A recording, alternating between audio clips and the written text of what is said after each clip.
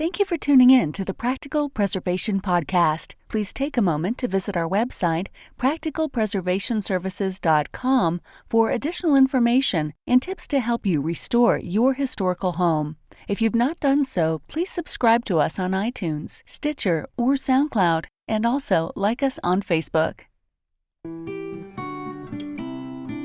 Welcome to the Practical Preservation Podcast, hosted by Danielle and Jonathan Kepperling. Kepperling Preservation Services is a family-owned business based in Lancaster, Pennsylvania, dedicated to the preservation of our built architectural history for today's use as well as future generations. Our weekly podcast provides you with expert advice specific to the unique needs of renovating a historic home, educating by sharing our From the Trenches preservation knowledge and our guests' expertise, balancing modern needs while maintaining the historical significance, character, and beauty of your period home.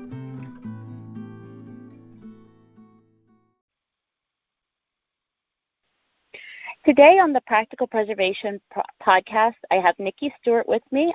She is the Executive Director of Old North Illuminated. Nikki, thank you for joining me today. Thank you for having me. Yeah. So tell me a little bit about your background. Sure.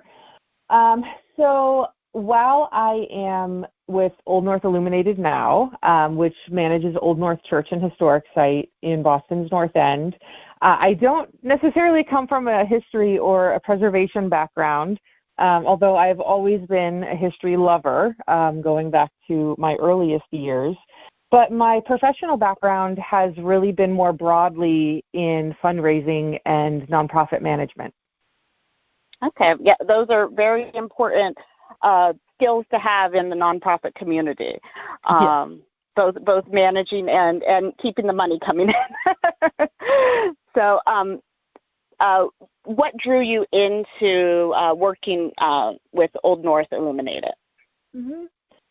Well, I came to Old North Illuminated in June of 2020, which at the time we thought was towards the end of the pandemic, which seems laughable in retrospect, is actually very much the beginning. But at that point I had been working in fundraising and mostly human services, but just always had a love of history. And coincidentally, it sounds like something I just say now, but it is true that Old North Church had always been my favorite historic site in Boston. And so while the timing around the pandemic was challenging, that is when the opportunity came my way. And it really, there was really no question, even with the uncertainty of what was happening in the world at that time. It was a strong calling to come to Old North. Yeah, that's sometimes the stars align, and yeah, it's right. Like that time period, I almost feel like I have a block mentally about it because it did feel like it went on for a long time. Yeah. Yeah. But one thing that I really, and this is Danielle going on a tangent, one thing that I really enjoyed about that time period was watching small businesses and nonprofits like really pivot and change the way they provided services and engaged with their communities. And I thought there was a ton of creativity going on during that time period too. Absolutely. And yeah. For Old North, I mean, we really reinvented ourselves during that time. Yeah, so I think that if we can look at positives out of it, I think that was one of the positives. So tell me about Old North Illuminated as an organization. Sure. So first I just want to say that Old North Church and Historic Site is a National Historic Landmark that is located on Boston's Freedom Trail, and it is part of National Parks of Boston.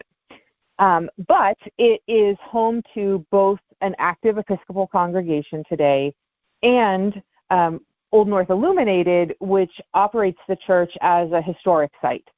So our organization manages research, interpretation, as well as the preservation, not only of Old North Church, but the other 3 historic buildings on our half-acre campus as well.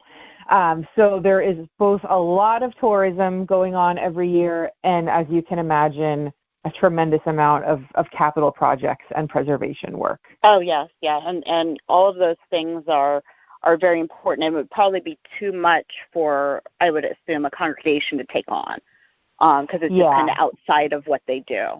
And it prevents them from being a church, right? When they have to be, when they have to be a historic site operator, it takes away from their roots, really.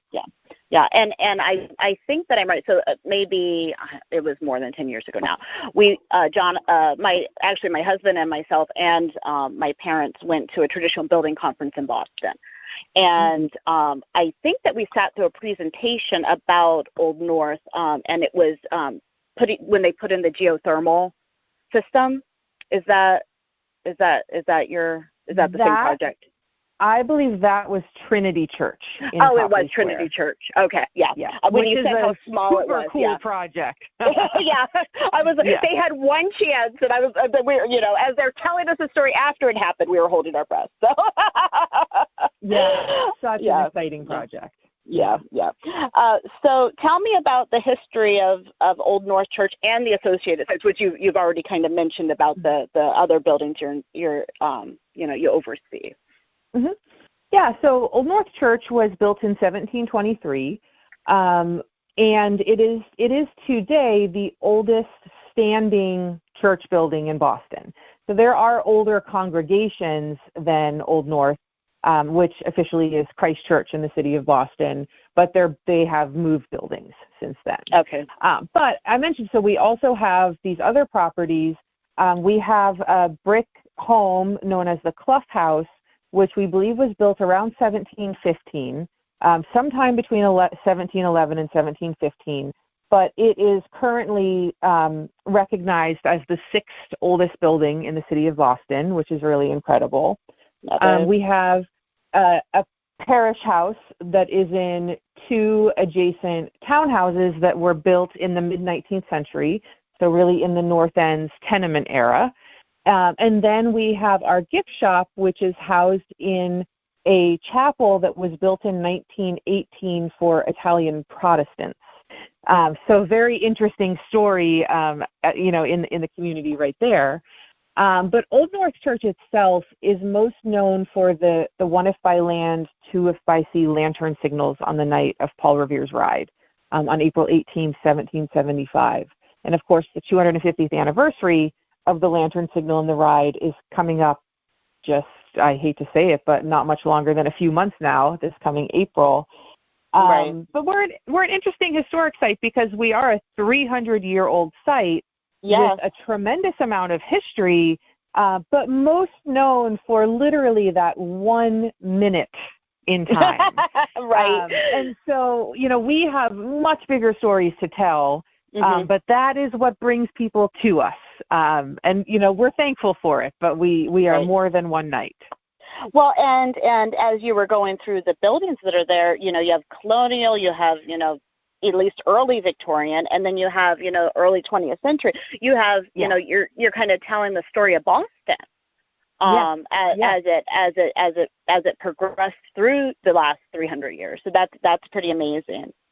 Absolutely. Yeah. And even our physical campus, we have about a half an acre. We can interpret our campus and our garden space to talk about what buildings had been there and what had been lost, because there are some. For example, there were several wooden tenement homes almost right up against the church, and then I believe in the early 20th century, those homes were purchased and demolished essentially to create a firewall for the church. And so, you have to take some down to save some others, right? There's an important lesson there as well. Yeah, and I think that was up and down the East Coast that happened often in the area we're in. Most of the buildings that survived are masonry. But that was because after the big fire in Chicago, you couldn't build wood buildings within the city limits anymore. And so slowly the wood buildings got replaced with masonry because, of the fire issue. So I think that it's something that we don't often think about, but I think that's important to think about the progression of how things were built and why they made the decisions they did. So when we were chatting before we started recording, you had mentioned an exciting project that you are working on right now within the church. Can you share that a little bit with our listeners? Yeah. So we are currently working with a team at Elkis Manfredi Architects here in Boston to create a plan for accessible seating. So for those who have never been to Old North Church, first of all, I hope you will visit us. But when you enter the church, you will see that the sanctuary is filled with box pews. And a lot of folks, when they think about pews in a church, they think about bench pews or slip pews.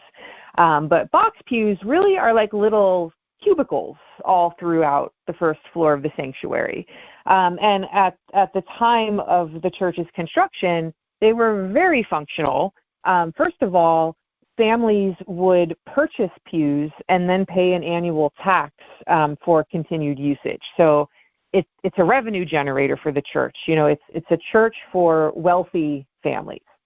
But also they were functional in that in the cold Boston winters where, you know, there's not modern heating, folks would bring in foot warmers and place them in the pews, and then those pew walls would help trap in the heat and keep people warm.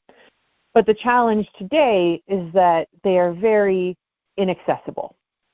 So right now, folks with mobility challenges can enter the church, but they're not able to enter the pews, which is such a significant part of the experience, whether you are exploring the church as a historic site or coming to the church as a place of worship. And so I think it's a really fascinating project because it really gets to the balance of historical preservation, which inherently begs the question of why is historical preservation important?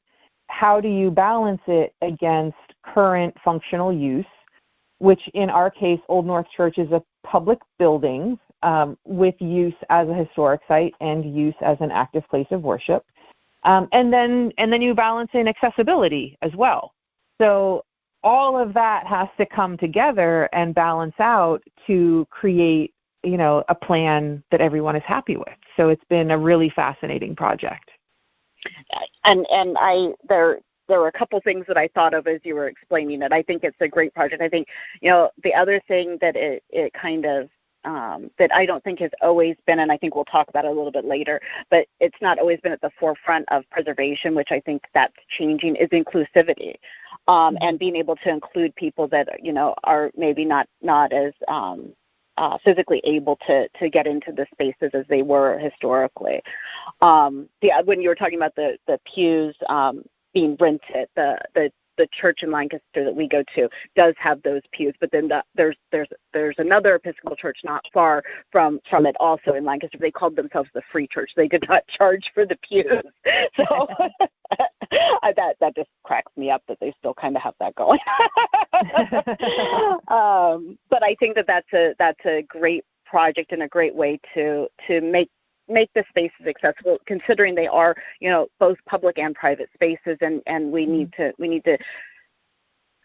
take into consideration the historic fabric and what we can do to retain as much of that, but then also make it accessible for modern use. So I think that's very important. So tell me a little bit about the educational programs that you offer. Mm-hmm. So we offer really two wings of programming. So we have our on-site interpretation, and then we also do classroom programming.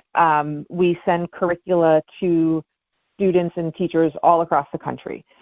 In the most recent school year, we were in 43 states. So for podcast listeners, you know, oldnorth.com, you can look at our educational programs and get them to your students' classrooms.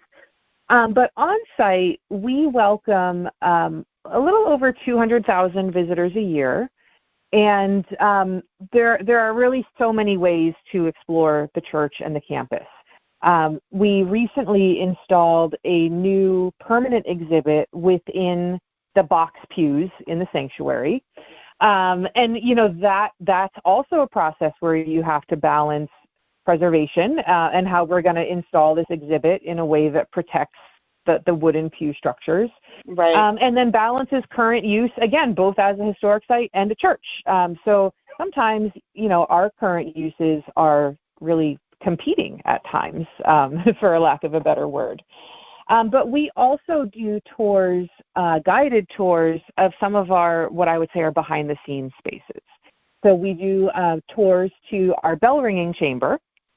We have what we believe to be the oldest set of change ringing bells in North America, and they are bells that were rung by Paul Revere when he was a teenager. So I think that's always exciting for people to be, in the space where he was doing this, seeing the bells and the structure and whatnot. We do a guided tour of what we call the sanctuary's gallery. Other people might think of them as balconies. But I had mentioned that the box pews on the first floor were purchased by wealthy families. And then we have a north and a south gallery, where in the south gallery, primarily it would have been seating for the white servants of those families and their children. So it's very interesting to think that at that time, children under the age of 12 did not sit with their families on the first floor. Yeah. And that's very thought-provoking for the children who come to visit us and think about, well, I don't know if I'd like that or not, right? Right, yeah. And then in the North Gallery, there was seating for Black and Indigenous congregants. And that is the gallery that we offer a tour of. And then the third option is to take a tour of the church's crypt. So in addition to, I guess, what folks think of as the church building itself, underneath the church, there is a 37-tomb historic crypt that was just last year underwent a very extensive preservation project that honestly is probably another podcast for another day. Well, and I'm thinking that's very European. I mean, if we're thinking about the people that built the church, and that was very, very much what they were doing in England too. The discussion of the children sitting with the servants, I had not thought about that until probably last year. I was touring a early 20 or late 19th century house in Lancaster, but it was it was a very wealthy family. And on the third floor where all the servants were, they had a nursery because they weren't taking care of their own children. And that right. started me thinking about that, but that's kind of an extension of that same idea. Mm-hmm. They just weren't, they weren't doing that. They were not, that was not their role. They were not actively raising their children. They were not helicopter parents. Right. No. Yeah. No. Yeah. Something I thought about just as I was listening to you, was it always called Old North, or was it called North and then someone added the Old, like as the time went on?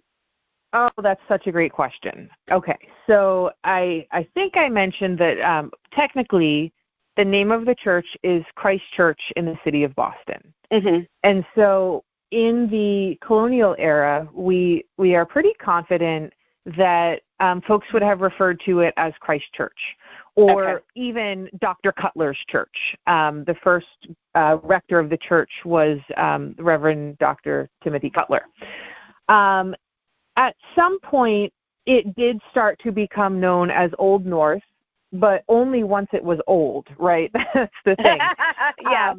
And there is a persistent, lingering confusion in that in our neighborhood, which is known as Boston's North End, there had also been a North End meeting house. And that in its time could have also been referred to as the North Church or the North Meeting House. Mm-hmm. And so, the origins of when that shift began and folks started primarily referring to our church as Old North, we believe that wasn't until the 19th century that vernacular shift happened. Yeah, and that makes sense. But yeah, that just came to me, so I was just kind of curious about that. So I'm glad I know that now. It'll be useful on a trivia night, I'm sure. So you kind of talked about the different tours that people can take, but tell me about visiting your site. Yeah, so we are open somewhat seasonally. We do close in the early part of the winter, so January and the first half of February. Our busy season is really April through the end of October. And at that point, we'll be open 7 days a week. Sunday is a little bit shorter to obviously to accommodate worship on Sunday mornings.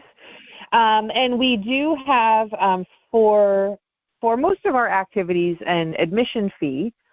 So it is $5 to enter the church, and then there are some add-ons that people can do. But I had mentioned that we have this building known as the Clough House, which is the 1715 structure. And that's a really interesting space, and it's also free to the public. And in that space, we do educational programming with it's called the Printing Office of Eads and Gill. It's a recreation of a colonial printing office. And then we have a gift shop in the building as well. But families who are walking the Freedom Trail, or anyone really, but it is very child-friendly, can see reenactments of colonial printing press and, engage with an interpreter who's in costume. Oh, that's really fun. They have something like that in Philadelphia that I've seen, and it is fascinating. Yes, Ben Franklin's shop. Yes, I have been there. Yes. Yeah. So, and I think I alluded to this question when I was discussing about inclusivity. But tell me how the stories that you tell about the history of the site and the associated people have changed in the past few years. Yeah. So prior to the pandemic, Old North's interpretation really centered on, the lantern signals, the night of Paul Revere's ride, and that colonial era. And I think, for two primary reasons. First, that is what people are coming to us for. Right. That's what the church is known for. But also, that is what funding had been secured to do, and obviously, to make significant changes or to roll out new programming, has costs. And I'm always careful to say whether I'm talking about preservation work, interpretation, research, people ask, well, how did you do it? And it begins with, well, we raised the money.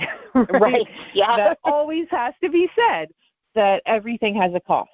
But in 2019, the staff were made aware through new research really about the extent of Old North's ties to enslavement and in a broader sense, colonialism. But the historic site had been running a program called Captain Jackson's Chocolate Shop, which was incredibly popular. It interpreted the production and use of colonial chocolate, primarily drinking chocolate, which we have chocolate today. We drink hot chocolate today. People like it. It's a great way to connect with the past. Mm-hmm. And it had been named for a congregant named Newark Jackson that the staff knew had been a chocolatier and a sea captain. And in 2019, what we learned is that Jackson had actually been killed in a mutiny while he was transporting 13 enslaved children and a few adults as well. Mm-hmm. But it really it gave the sense that we plucked this person from obscurity and put him on a pedestal for his business as a chocolatier, and yet there was this other aspect of him that was very challenging, and we didn't want to overlook it. And so we had started at that point to think about how our interpretation would change, not to eliminate his story, but to place it in a bigger context. But then, of course, the pandemic happened, and the organization went into survival mode. Right. And so it's just been in the last few years that we've been able to secure funding to invest in a year-long research fellowship with Dr. Jamie Crumley from the University of Utah, to dig through Old North's archives and start to find these stories that had been overlooked. Mm-hmm. And, Dr. Crumley says it best, I will paraphrase, that the story of Paul Revere is a great story, and it's an important story, and it absolutely deserves to be told, but there is room for more, and these other stories are important too. I agree. And so her research has been rolled out in that new exhibit that I mentioned. We have an accompanying audio guide, which I also think of as an accessibility tool, because whether you prefer to learn by listening or you need to learn by listening, that's available in English and Spanish. And it's really transformed the way we talk about the church, the way we present its history, and it has been broadly really well received.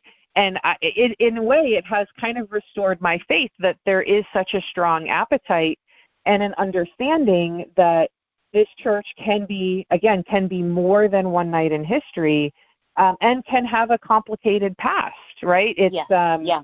None of this has cast the church in a negative light. We don't think of ourselves as the slavery church, right? Right. But we do have records, and we do have this bigger story to tell. And so it is something that we're very proud of. Yeah, I think that is very important. And I'm the part-time executive director for the Preservation Trust in Lancaster County. And last year we did an exhibit at the train station, and we were trying to uncover some of these stories that would be tied to the architecture within the county. And, telling these stories that people had no idea. And it's so important also for everyone to see themselves in the history of the country, because we all have a stake in it. Absolutely. And one of the we were highlighting different groups, and one of the things that we found was that there have been Spanish-speaking people in Lancaster County since at least colonial times. I never knew that. Like that's amazing, right? Yeah, So like those kinds of things, we were trying to make sure that we highlighted things that maybe people didn't know, but they would find interesting. And I was nervous about putting it out, but we got no complaints. And there's not very many things that we do that get no complaints.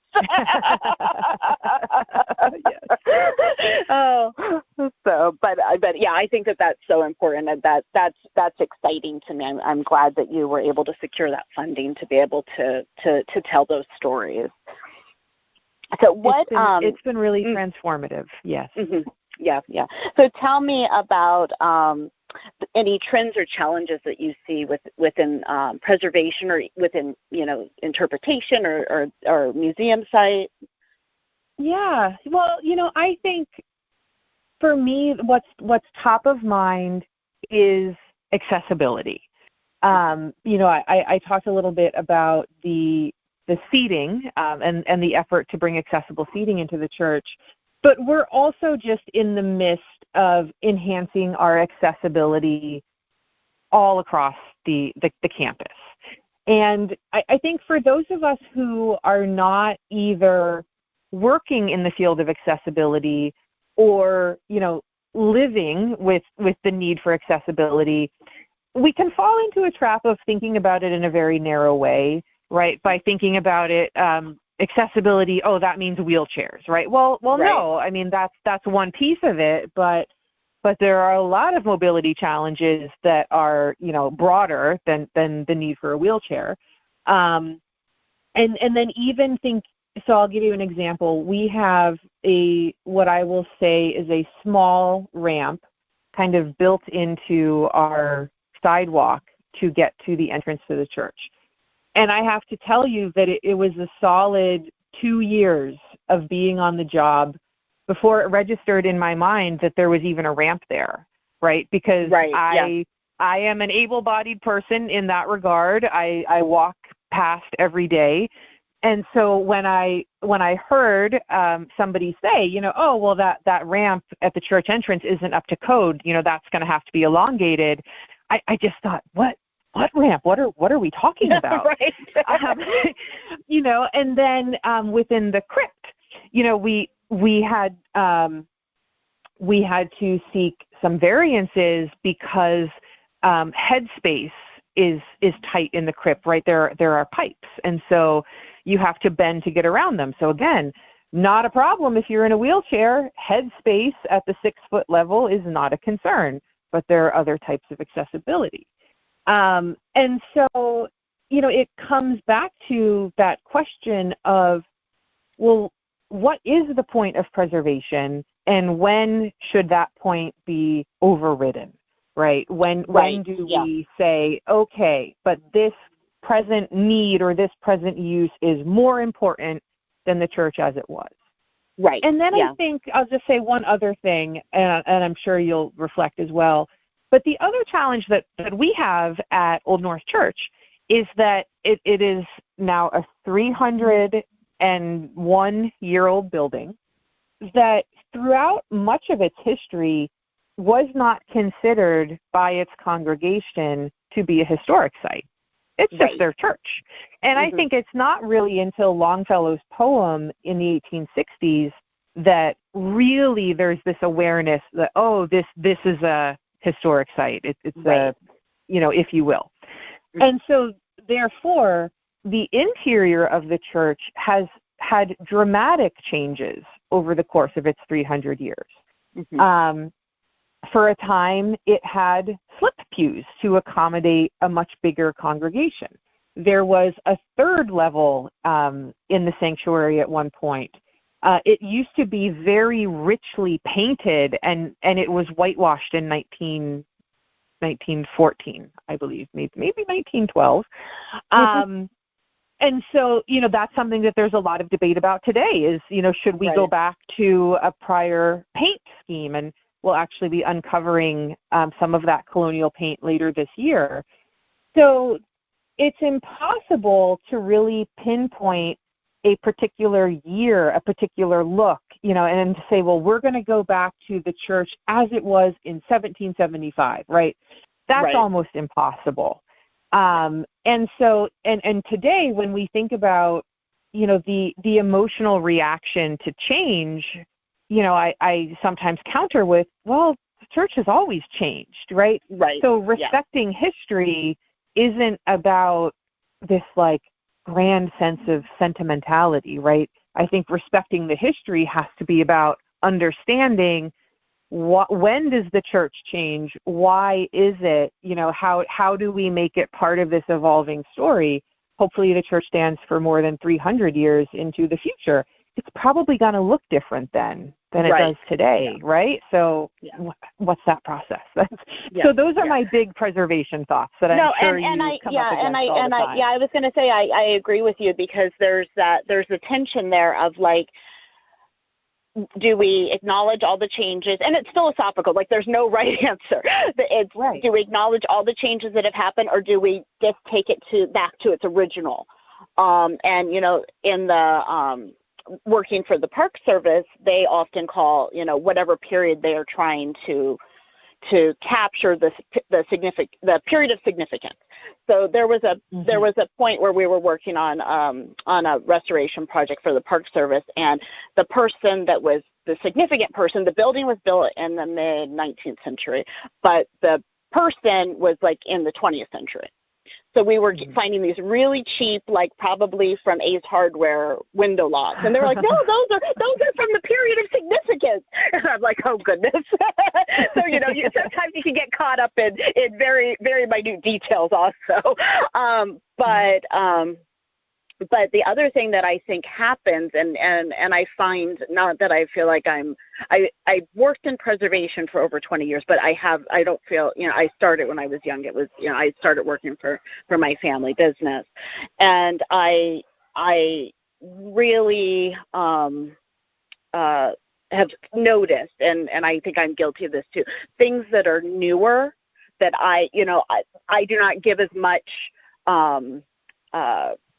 even, things from the 70s, I don't give as much value to as things that are older than that.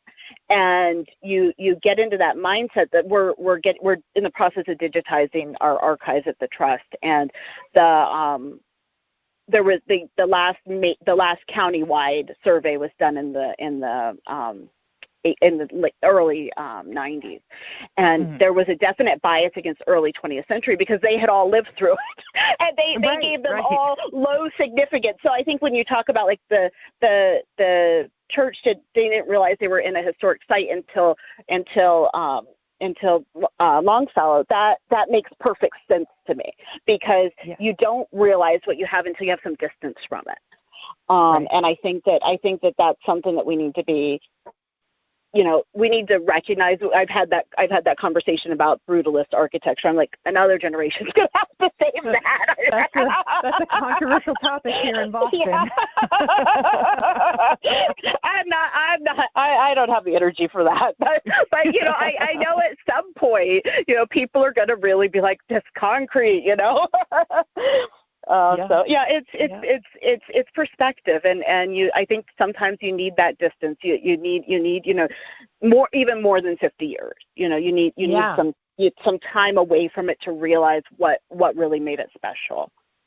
Yeah. And also then uncovering those stories, uncovering more and more stories and letting more and more people know about it. I think that also, makes a huge difference in the way that we look at the buildings.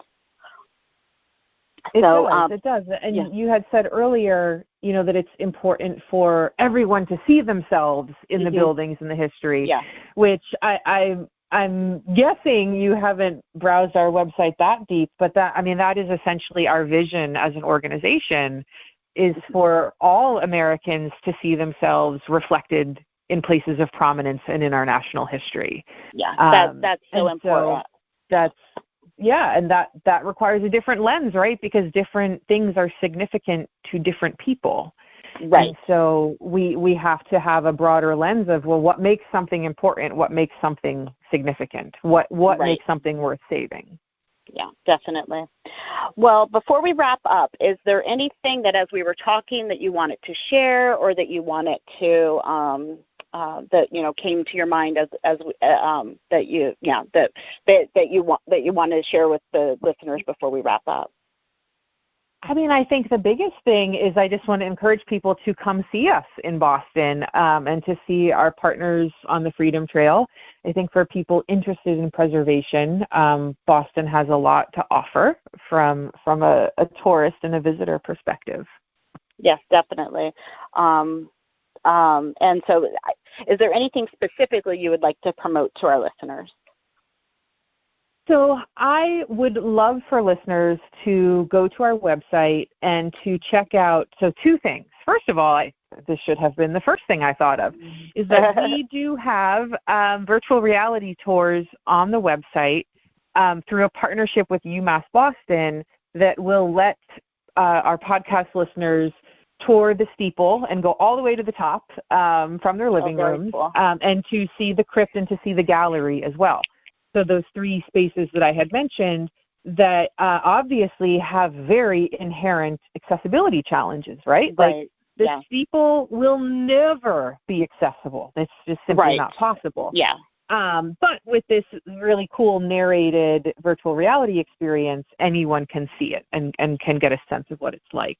And then we also have Dr. Crumley's web series called Illuminating the Unseen, which I believe it's 8 episodes, but it walks the audience through her research process. She shares primary sources from the church's archives and talks about how each of those sources help her piece together the stories of Black and Indigenous congregants. So there is a ton of free educational content on our website, oldnorth.com. Okay, very good. And I will make sure we have links to the website, but also links to those 2 programs specifically on the page where I post the podcast. So if one of our listeners wanted to get in contact with you, or how would you suggest that they do that? Yeah, so the best way is to go to oldnorth.com, and then at the bottom of the page there is a submission form. So folks can either use the form to join our email list and get our newsletter, or to submit a question, which then can go to whoever on staff is best equipped to answer. Okay, very good. Well, and I'll make sure that is also that link to your newsletters also on the website. Well, thank you so much for sharing your knowledge with us today. It makes me want to make another trip to Boston. So thank you very much. Thank you. Thanks for listening to the Practical Preservation Podcast. The resources discussed during this episode are on our website at practicalpreservationservices.com/podcast. If you received value from this episode and know someone else that will get value from it as well, please share it with them. Join us next week for another episode of the Practical Preservation Podcast. For more information on restoring your historic home, visit practicalpreservationservices.com.